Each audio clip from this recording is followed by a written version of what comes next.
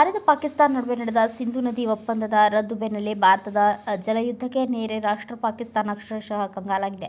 ಭಾರತ ಒಮ್ಮೆ ನೀರು ನಿಲ್ಲಿಸಿ ಶಾಕ್ ಕೊಟ್ಟ ಬೆನ್ನಲ್ಲಿಯೇ ಹೆಚ್ಚಿನ ಪ್ರಮಾಣದಲ್ಲಿ ಪಾಕಿಸ್ತಾನಕ್ಕೆ ಭಾರತ ನೀರು ಹರಿಸಿ ಮತ್ತೆ ಶಾಕ್ ಕೊಟ್ಟಿದೆ.